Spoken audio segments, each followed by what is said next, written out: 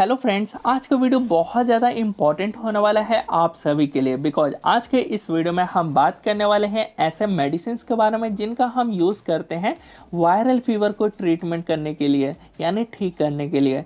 एक तो हो गया नॉर्मल फीवर। इस दौरान जो पेशेंट्स होते हैं इनका बॉडी टेम्परेचर बढ़ा हुआ रहता है और साथ ही बॉडी में पेन रहता है। और एक हो गया वायरल फीवर, जो अभी के टाइम पे बहुत ज़्यादा चल रहा है। जो पेशेंट है उनमें देखा जा रहा है कि उनको फीवर तो है ही, फीवर के साथ साथ उनको ठंड लग रहा है, उनकी जो बॉडी है वो सिवरिंग हो रही है, यानी काँप रही होती है। तो ये सिम्टम्स बहुत ज़्यादा देखा जा रहा है और इसके अलावा उनको जुकाम भी है। तो उसी के लिए हम बात करेंगे कि कौन कौन सा मेडिसिन उन पेशेंट को दिया जाए जिनको वायरल फीवर हुआ है। अदरवाइज़ क्या होगा कि ऐसे सिम्टम्स अगर रहे तो बाद में चल के टाइफाइड और निमोनिया हो सकता है उन पेशेंट्स में। तो आपको क्या क्या जानने को मिलेगा, आपको ये जानने को मिलेगा इस वीडियो के अंदर कि ऐसे मेडिसिन जो वायरल फीवर में दी जाती है और नॉर्मल फीवर में कौन सी मेडिसिन दी जाती है, और साथ ही फीवर होता क्यों है। आखिर ये जो हमें फीवर हो रहा है ये किस वजह से हो रहा है, क्यों हो रहा है, क्यों हमारी बॉडी टेम्परेचर बढ़ रहा है, क्यों हमें कपकपाहट होता है। जो ये वायरल फीवर है इस दौरान आप देखोगे तो सिवरिंग होती है, बॉडी बहुत कांप रही होती है। तो क्यों हो रहा है ये सब भी मैं आपको समझाऊंगा इसी वीडियो के अंदर। तो वीडियो को हम स्टार्ट करते हैं और सबसे पहला टॉपिक हमारा ये रहेगा कि समझते हैं कि फीवर होता क्या है और क्यों आता है। तो जो फीवर होता है यह हमारा एक बॉडी टेम्परेचर होता है 98.6 डिग्री फ़ारेनहाइट। ये सेट किया हुआ रहता है हमारे बॉडी का थर्मो रेगुलेटरी सेंटर, जिसको हम हाइपोथैलेमस कहते हैं। ये वाला रीजन इसने सेट किया हुआ है हमारे पूरे बॉडी का टेम्परेचर, जो कि नॉर्मल 98.6 डिग्री फ़ारेनहाइट है।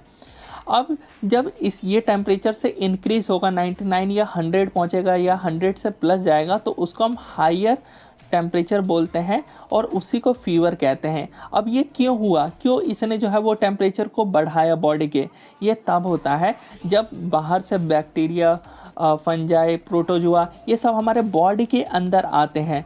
जब बॉडी के अंदर आए तो हमारी बॉडी में क्या हुआ, हलचल हुई।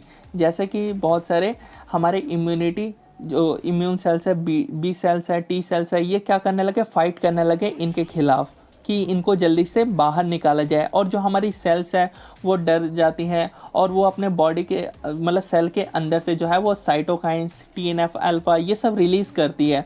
और वही जो TNF अल्फ़ा जो सेल्स ने रिलीज़ किया है वो यहाँ पे आके ट्रिगर करता है और ये जो हाइपोथैलेमस है इसको पता चल जाता है बॉडी के अंदर हलचल हो रहा है, बाहर से फॉरेन पार्टिकल्स आए हैं जो कि ये सब आए हैं। तो इसी वजह से इसने क्या कर दिया, इनको भगाने के लिए अपना बॉडी का टेम्परेचर जो है वो इसने सेट कर दिया 100, 101, 102, 103 ऐसा सेट कर देता है, जितनी ज़्यादा ये तादाद में होते हैं। तो इसी वजह से इसने सेट कर दिया। अब इसने सेट कर दिया यानी 98.6 डिग्री से ज़्यादा हो गया, तो इसी को हम फीवर कहते हैं। अब जब ज़्यादा हो जाता है, इसने सेट तो कर दिया लेकिन हमारी बॉडी का जो नॉर्मल था वो बढ़ रहा है, तो इसी वजह से हम ये कपकपाते हैं, यानी कपकपाहट होता है। हमारी बॉडी जो है वो जल्दी जल्दी कॉन्ट्रैक्ट करने लग जाती है कि हमारे जो हाइपोथैलेमस है इसने सेट कर दिया 101 है, लेकिन अभी बॉडी का टेम्परेचर तो नहीं हुआ ना 101, तो ये कपकपाहट होने की वजह से जो है वो 101 तक पहुंचता है। इसलिए हमें ज़्यादा कपकपाहट यानी सिवरिंग होता है हमारा बॉडी। तो अब आपको समझ आ गया होगा कि आखिर ये सिवरिंग हो क्यों रहा है। वो इसी वजह से कि इसने तो सेट कर दिया लेकिन अभी हमारा बॉडी का टेम्परेचर वहाँ तक पहुँचा नहीं, वो पहुँचाने के लिए यह कपकपाहट होता है। तो ये हो गया सिवरिंग का। अब ट्रीटमेंट के लिए जो यूज़ करते हैं, एक तो आपको मेडिसिन भी खानी है, एनर्जी ड्रिंक्स जैसे कि रियल जूस हो गया और बाहर के जो संतरे के जूसेस हो गया, या फिर जो डाब होता है यानी नारियल पानी होता है उसको पीना चाहिए। न्यूट्रिशन यानी कीवी आपको खाना चाहिए, अच्छे से फ्रूट्स खाने चाहिए, रेस्ट प्रॉपर लेना चाहिए, और साथ ही हेल्थी डाइट जैसे दलिया हो गया, खिचड़ी हो गया, ये सब खाना चाहिए जिससे जल्दी वो खाना पचे। और हेल्थी एनवायरनमेंट यानी डस्ट वाले एरिया में, ज़्यादा धूप वाले एरिया में नहीं जाना है आपको। तो मेडिसिन पे आता है मेनली, जो हमारा फर्स्ट है मेडिसिन कौन सी दी जाती है फीवर के दौरान, एंटीपायरेटिक ड्रग्स दी जाती है। ये जो एंटीपायरेटिक आप सुन रहे हो ना, इसका मतलब ही होता है कि फीवर को उतारना, इसको जो टर्म का मतलब होता है वो फीवर को उतारना। तो एंटीपायरेटिक जो ड्रग्स होती है इसी में आती है हमारा पैरासीटामोल, और पैरासीटामोल को ही एसिटामिनोफेन भी बोला जाता है। तो कहीं कहीं जगह पे आपको जो है सॉल्ट में एसिटामिनोफेन देखने को मिल जाएगा।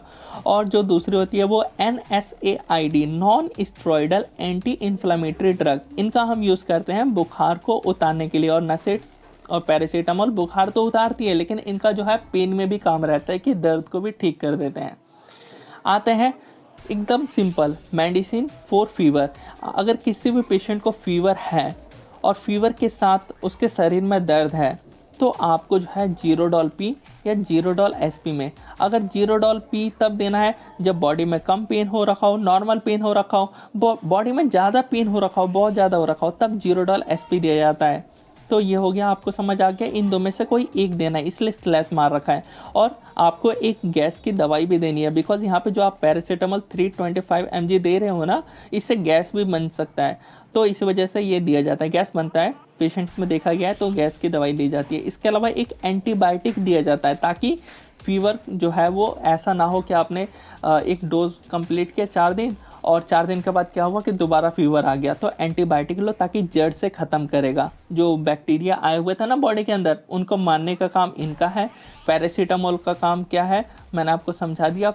जो हमारा हाइपोथैलेमस है उसके द्वारा जो है प्रोस्टाग्लैंडिन्स ये सब रिलीज़ हुए हैं, TNF अल्फा जो गया है वो ना जाए और ना हाइपोथैलेमस को छेड़े, जिसकी वजह से जो है हाइपोथैलेमस हमारा जो बढ़ा हुआ टेम्परेचर था वो नॉर्मल कर दे, जैसे ये वाला इसी के पास ट्रिगर करने की वजह से ही तो होगा। ये जब बोलेगा कम हो जाए तो कम हो जाएगा, तो वो हमारा ये पैरासीटामोल उसी वहीं पे काम करेगा, हमारे बॉडी में काम किया और वहाँ पे जा कर के हाइपोथैलेमस ने सेट कर दिया कि अब नॉर्मल हो जाए।